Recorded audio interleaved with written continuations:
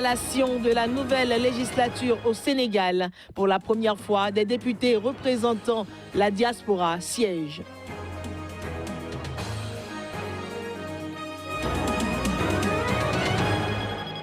Au Togo, 2 conseillers du président Faure Gnassingbé se sont exprimés devant la presse. C'est concernant les derniers développements de l'actualité.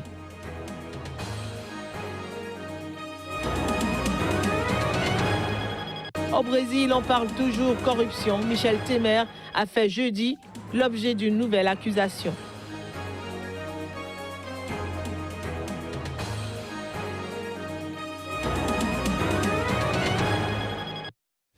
Nouvelle session d'information. Mesdames et messieurs, bonjour et bienvenue.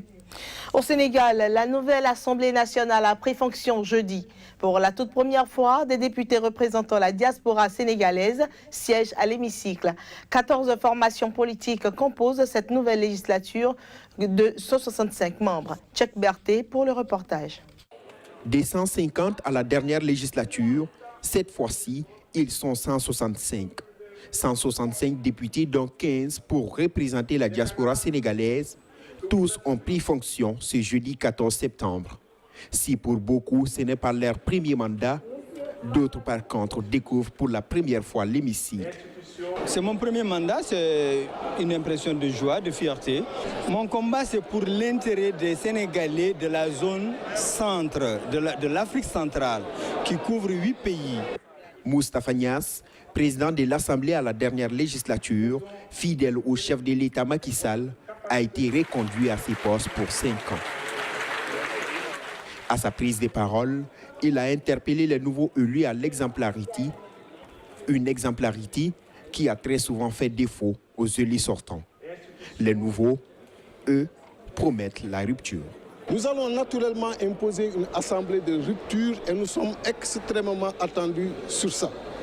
Et c'est pour cette raison d'ailleurs que j'ai interpellé tout à l'heure mes autres collègues. Ils n'ont qu'à aujourd'hui réfléchir encore une fois sur les attentes des populations, travailler à y amener les réponses satisfaisantes et éviter d'être une assemblée au service de l'exécutif. L'Assemblée nationale, c'est par essence le lieu de dialogue politique et nous pensons qu'au vu des compétences et des hommes d'expérience qui figurent dans cet hémicycle, nous n'avons pas le droit de décevoir.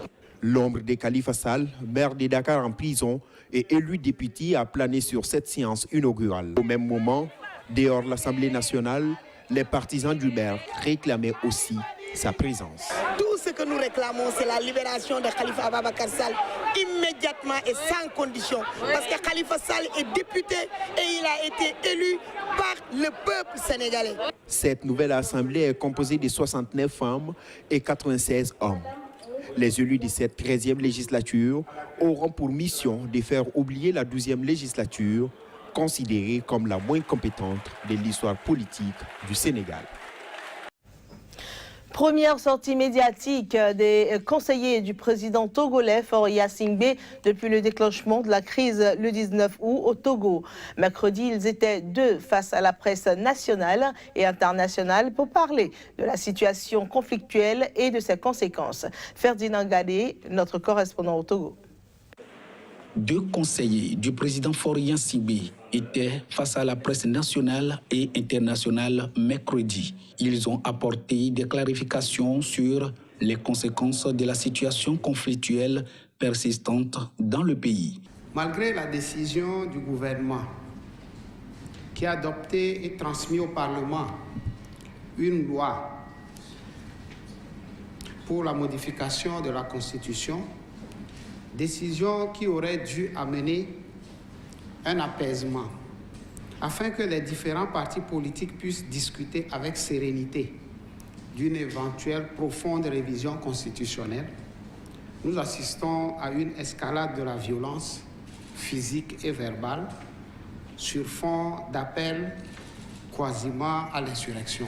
Une première sortie depuis la crise sociopolitique née le 19 août dernier des hommes proches du chef de l'État togolais, au cours de laquelle les professionnels des médias ont eu droit aussi au bilan des dommages des différentes manifestations. Quand nous parlons du bilan des événements, nous parlons seulement des victimes, des morts, ce qui est vraiment dommage et vraiment déplorable, ça c'est vrai.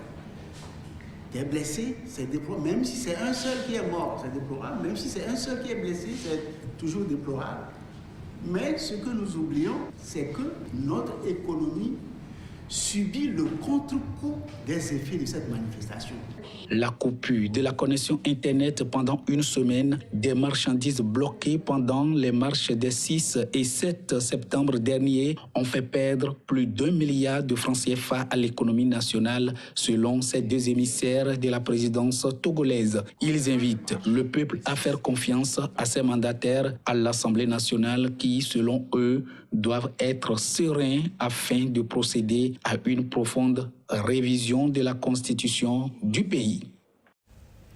Un policier a été tué et 32 partisans pro-Biafra arrêtés suite à des manifestations violentes dans l'état de Rivers, dans le sud du Nigeria. C'est ce qu'a rapporté jeudi la police. Plusieurs policiers ont également été blessés et un fourgon de police brûlé lors de l'incident qui a également laissé plusieurs policiers blessés. De violents affrontements ont opposé les forces de l'ordre aux membres du l'IPOB qui réclament l'indépendance du Biafra, région à grande majorité Igbo. L'IPOB a affirmé que 5 de ses partisans avaient été tués dans les heurts, ce que l'armée a refuté. 23 personnes ont été arrêtées dans le cadre de cette affaire. Au total, 32 suspects ont été placés en détention provisoire ces 2 derniers jours et seront traduits devant les tribunaux après enquête, a précisé le porte-parole de la police. Jeudi matin, un commissariat de police a en outre été incendié à Aba, centre économique de l'État d'Abia, faisant un blessé dans le quartier d'Ariara. Une vidéo circulait par ailleurs sur les réseaux sociaux depuis mercredi, montrant de supposés militaires punissants et humiliants des partisans de l'IPOB, torse nu, en les forçant à ramper dans la boue et à boire par terre. Le lieu et la date n'étaient pas indiqués. L'armée a annoncé jeudi dans un communiqué qu'elle allait enquêter sur cette vidéo, affirmant que tout soldat coupable d'avoir enfreint le code de conduite devra répondre de ses actes devant la justice militaire. L'organisation Reporters sans frontières a en outre accusé jeudi les militaires d'avoir fait irruption mardi dans les locaux d'un syndicat de la presse à Oumaïa, la capitale de l'État d'Abia, brutalisant des journalistes et confisquant leur matériel.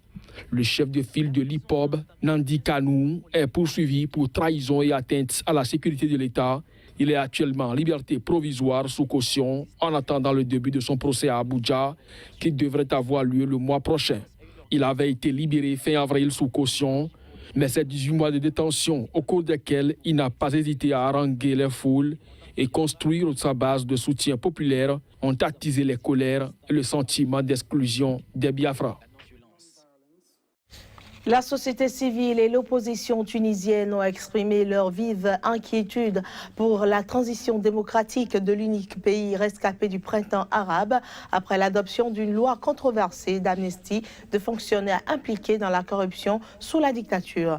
L'ancien président Monsef Marzouki a notamment évoqué jeudi, lors d'une conférence de presse, une réconciliation avec les corrompus.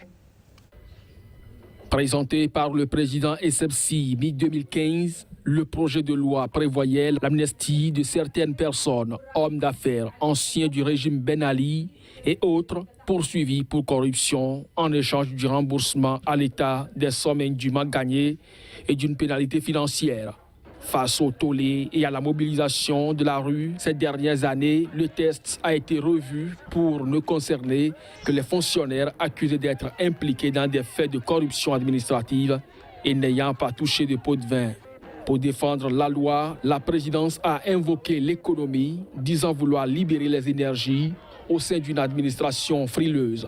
La loi ouvre la voie à une nouvelle étape de l'histoire de la Tunisie, celle de la réconciliation et de l'union, a jugé la formation fondée par le président Essebsi.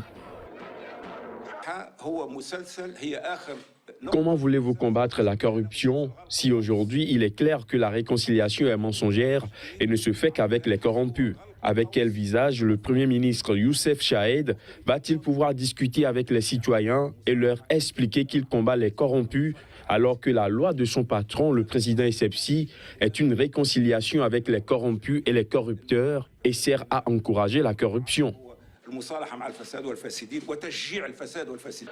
Alors que le vote du Parlement continue de susciter colères et désolations sur les réseaux sociaux et chez les opposants, des voix s'élèvent pour appeler à continuer le combat. Une nouvelle manifestation est prévue jeudi soir à l'appel du collectif citoyen Manich Msama, Je ne pardonnerai pas, en arabe, et plusieurs députés ont déjà préparé un recours contre la loi qu'ils jugent anticonstitutionnelle.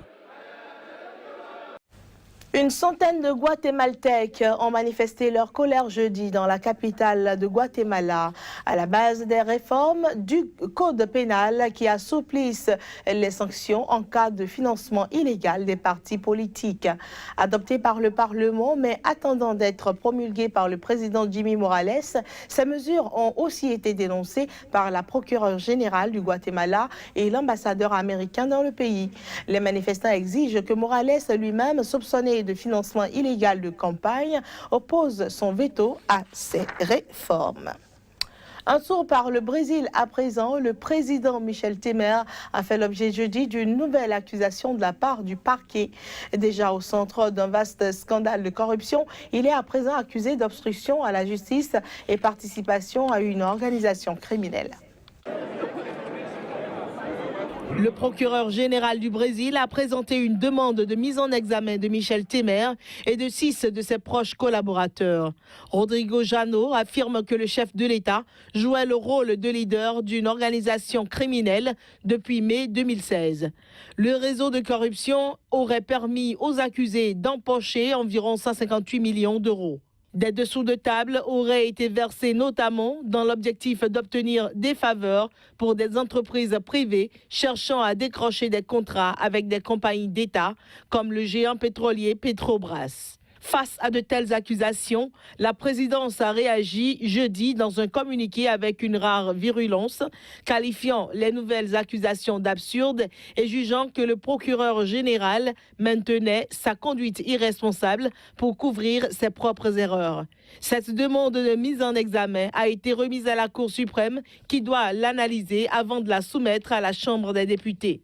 Si 2/3 des parlementaires votent pour l'ouverture d'un procès, le président Michel Temer sera écarté pour 6 mois, le temps de son jugement. Mais la plupart des observateurs considèrent qu'il dispose toujours des soutiens nécessaires au Parlement pour se maintenir au pouvoir contre vents et marées.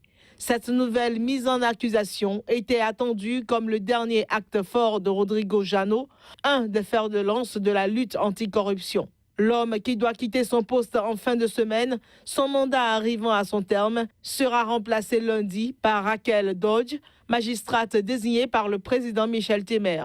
Fin juin, le président, âgé de 76 ans, avait déjà été accusé formellement de corruption passive, mais était parvenu à sauver son mandat, empêchant l'ouverture d'un procès à son encontre, ce en obtenant une large majorité à la Chambre des députés.